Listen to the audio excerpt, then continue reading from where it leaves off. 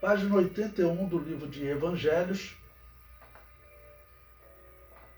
Vamos ao item 3, os 70 enviados. Então você veja, Jesus está na região sul de Canaã, uma região da Pérea, que é uma região que ela, vamos dizer, não tem tantos judeus como a Judéia, claro, né? Ali era uma região um pouco misturada, a tribo de Rubens ficou ali, os moabitas estavam ali. Foi uma região que acabou ficando um pouco confusa, né? Porque chega no Novo Testamento, a tribo de Rubens praticamente não existe mais. Pois bem, mas Jesus está nessa região e com muitos discípulos. E agora ele vai enviar 70 discípulos. Vamos abrir aí em Lucas, capítulo 10, versículo 1 a 16.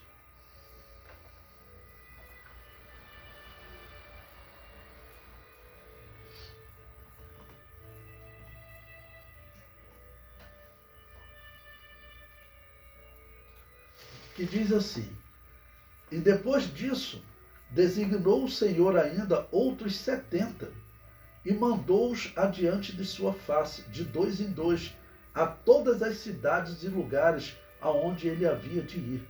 Ou seja, é uma estratégia evangelística interessante que Jesus faz, né? Onde ele iria passar, ele envia evangelistas anunciando, olha, o mestre está chegando, ele está vindo para a cidade, criando aquela expectativa da chegada dele, né? Versículo 2, e dizia-lhes, grande é em verdade a seara, mas os obreiros são poucos. Rogai, pois, ao Senhor da seara que envie obreiros para a sua seara.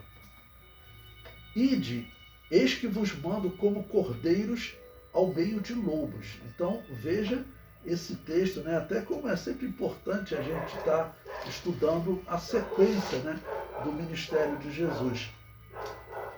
Né? Teve um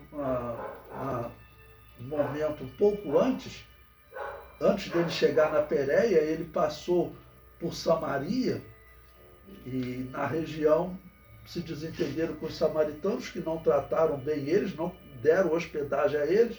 Eles já queriam fazer fogo do céu, descer do céu e consumir a todos, né? Então Jesus agora está ensinando a eles sobre o cristianismo ser uma fé que ela não está ligada a um governo físico aqui na Terra. Isso é muito importante nós entendermos, tá bom? Para que os cristãos continuem defendendo que a igreja fique separada do Estado. E toda a igreja que esteve na história ligada ao Estado, como as católicas e protestantes, simplesmente não eram igreja cristã, porque não dá para o político controlar a religião. Então, até em Israel, isso só vai ser possível quando Jesus reinar sobre Israel. Porque nos dias do Novo Testamento, olha a confusão que era. Porque o mundo da política, o homem tem que ser muito, muito, muito, muito forte para ele não chegar ali naquele local que envolve principalmente poder. O poder é um problema para a criatura. Foi ele que fez Satanás. Foi ele que fez o querubim ungido, melhor dizendo, pecar e se tornar Satanás. Então o poder é uma questão que a criatura, até o cristão, ele tem que tomar cuidado, né? Bom?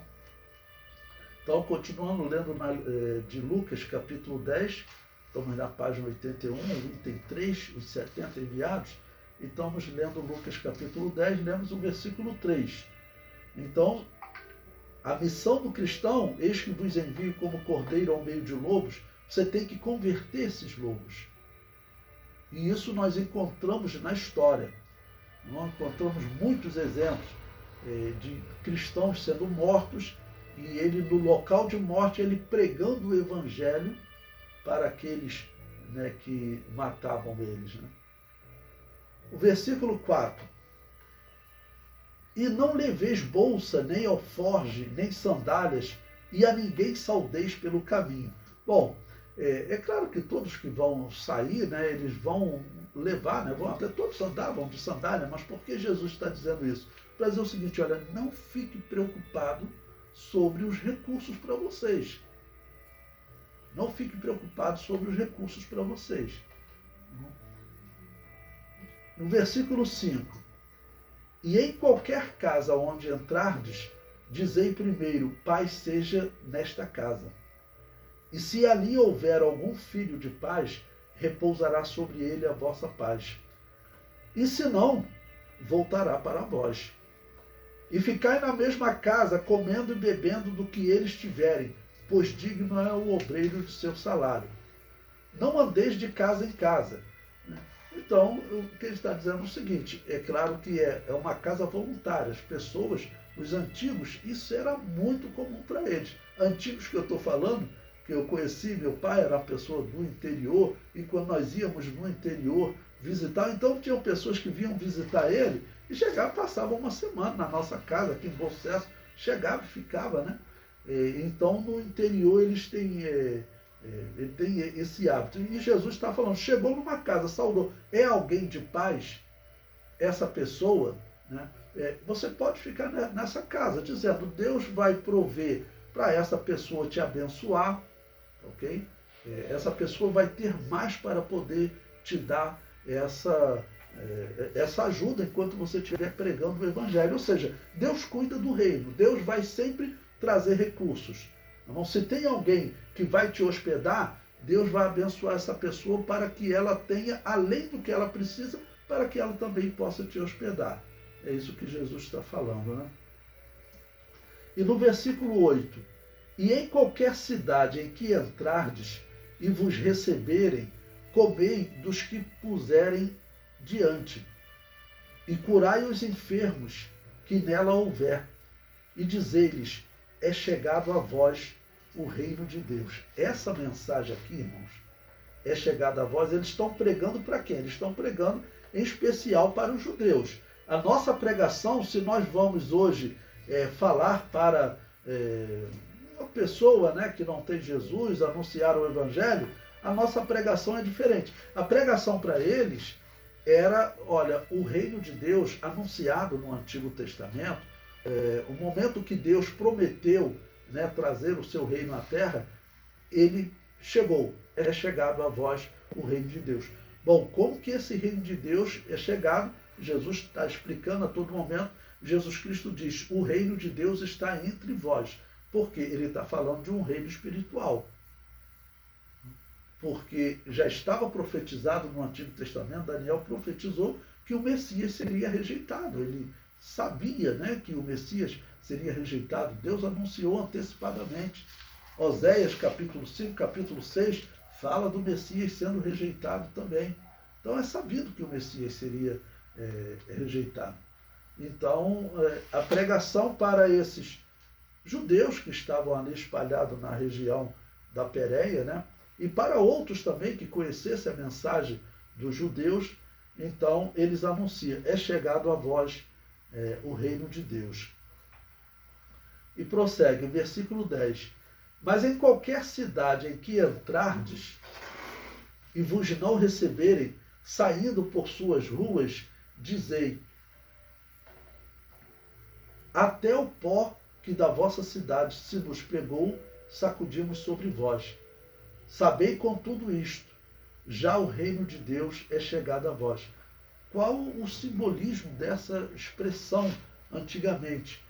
Era uma expressão para dizer, olha, eu estou livre, tá bom? De cobrança sobre a alma de vocês. Não estou livre de cobrança sobre a alma de vocês. Agora vocês fiquem sabendo disso, né? O reino de Deus é chegado a vós. Vocês estão dizendo não para ele. Tá bom? Versículo 12. E digo-vos que mais tolerância haverá naquele dia para Sodoma do que para aquela cidade. Bom, o que é que Jesus está também nos ensinando aqui, irmãos? Olha, o juízo, como que o juízo de Deus ele pode ser justo? Né? Eu já vi algumas pessoas falando assim, o juízo tem que ser um para todos. Cuidado com essa expressão, porque ela não é 100% correta. O juízo, na verdade, ele para ser justo, ele não pode ser um para todos, mas ele tem que ser de acordo com o teu conhecimento da verdade. Você que conhece a Bíblia, estuda a Bíblia, aprende a Bíblia já há muito tempo, alguns desde criança, é claro que o juízo para você vai ter um peso de cobrança, quando comparado com uma pessoa que ela, por exemplo, ouviu pouco o Evangelho. Então existe um nível de cobrança, é isso que Jesus está falando. Jesus está em cidades habitadas por judeus, que eles têm o Antigo Testamento nesse período já fechado, sempre prometendo o reino de Deus, a vinda do Messias. Ok? E essas pessoas agora dizem não. Então essas pessoas, esses israelitas que têm as Escrituras, Jesus compara que para Sodoma vai haver uma tolerância maior, ou seja, o juízo, a cobrança, o nível de cobrança para quem habitava entre os pagãos é menor do que para os israelitas, porque os israelitas, eles receberam muitos profetas, receberam muito conhecimento da verdade, tá bom? Então o juízo, ele é justo exatamente quando ele tem um peso diferente, né? Se quiser anotar, eu vou até anotar aqui, o juízo divino é justo por ter peso diferenciado, de acordo com o conhecimento que o homem possui da verdade. Tá bom? Uma pessoa que estudou mais, que conhece mais a verdade, teve mais profetas pregando para eles, tá bom? Essa pessoa, ela vai ter um julgamento diferenciado. O versículo 13, ele prossegue no mesmo tema, olha. Ai de ti, Corazim, e ai de ti, Betsaida, porque se em Tiro e Sidom, o que é Tiro e Sidom? É um sinônimo de Sodoma. Era a região dos cananeus, tá bom? A religião, melhor dizendo, dos seguidores da religião de Baal. E os fenícios de Tiro e Sidom eram dos piores. Era comum entre eles até o sacrifício de crianças. Ali era praticamente a capital da religião dos fenícios, que era uma religião pagã que sacrificava pessoas, tá bom? Então, Jesus está dizendo, ai de ti, Corazim, ai de ti, Betsaida, cidades de Israel, porque se em Tiro e Sidom, ou seja, se entre os pagãos se fizessem as maravilhas que em vós foram feitas, já há muito assentados em saco de pano grosseiro e cinza, se teriam arrependido. Ou seja, Jesus está dizendo, essa geração de Israel realmente é uma geração de um coração de pedra. Nós sabemos até pela investida do inimigo. Satanás está trabalhando para criar confusão e dificuldade para aqueles que querem seguir a verdadeira fé. A pessoa, vamos dizer, o homem simples do campo que trabalhava, que ia para a sinagoga, eu quero aprender as escrituras. Aí muitas vezes os fariseus é que estavam ali ensinando, os fariseus praticamente dominavam esse ensino, né, nas sinagogas, né? Nós vemos que os fariseus estavam corrompidos. Se fosse ao templo, os sacerdotes estavam corrompidos por dinheiro, corrompidos doutrinariamente. Eu sempre cito como exemplo, o sumo sacerdote era um saduceu, ou seja, era um herege, porque eu falo até que ele seria protestante, porque foram os protestantes que criaram o liberalismo teológico, que desacredita na integridade das escrituras sagradas. Os saduceus também desacreditavam na integridade das escrituras sagradas. Como? No caso dos saduceus, eles diziam que, por exemplo, o livro do profeta Daniel não era inspirado por Deus, o livro do profeta Isaías não era inspirado por Deus. Então o povo vai aprender com quem? Vai aprender heresia. Vai aprender heresia. Então, o inimigo estava investindo, mas a situação espiritual deles era pior. E Jesus está dizendo, olha, o juízo para com vocês será mais duro do que para com os de Tiro e Sidom. E prossegue no versículo 14. Portanto, para Tiro e Sidom haverá menos rigor no dia do juízo do que para vós. Então, não está claro o que eu ouço algumas pessoas dizendo, o juízo tem que ser um só para todos? Não, não. O juízo, para ser justo, ele tem que ser diferenciado de acordo com o conhecimento que a pessoa possui. Eu normalmente comparo isso a uma charge que eu vi certa vez, uma ilustração, em que tinham assim 4 animais, tá bom? Uma tartaruga, um bicho preguiça, um macaco e um elefante. E, vamos dizer, um homem dizendo o seguinte, para ser justo, eu vou passar uma tarefa só que os 4 deverão executar. A tarefa era subir no topo de uma árvore e pegar uma folha lá da parte mais alta da árvore. É claro que isso não é justo. A tartaruga e o bicho preguiça, então, até esquece. E o elefante, como ele vai subir? Então, quer dizer, o julgamento para ser justo é de acordo com o conhecimento. E o julgamento divino é assim, é isso que Jesus está dizendo. Então, versículo 15. E tu, Cafarnaum, bom, lembre-se, Cafarnaum é a cidade onde Jesus foi criado, né?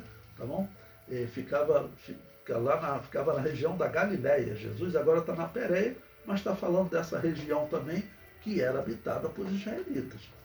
E ele diz, e tu, Cafarnaum, serás levantado até ao céu? Fez uma pergunta, né? Até ao inferno serás abatida. Quem vos ouve a vós, a mim me ouve. E quem vos rejeita a vós, a mim me rejeita. E quem a mim me rejeita, rejeita aquele que me enviou. Então Jesus envia esses 70 homens pregando naquela região e anunciando que Jesus vai passar por aquelas aldeias. Bom, nós não temos como dimensionar, às vezes, quantos meses. Nós sabemos que está se aproximando o momento que vai começar a chamada última semana da vida de Jesus, que é a semana que concentra mais eventos, tá bom? Até na madrugada Jesus está sendo julgado numa série de eventos. Mas agora nós estamos a alguns meses do fim do ministério de Jesus. Né? Sabemos que estamos no último ano porque ele já participou de 2 Páscoas. A terceira Páscoa é a Páscoa que ele morre. Bom, o comentário também diz, Jesus nos ensina como se faz discípulos.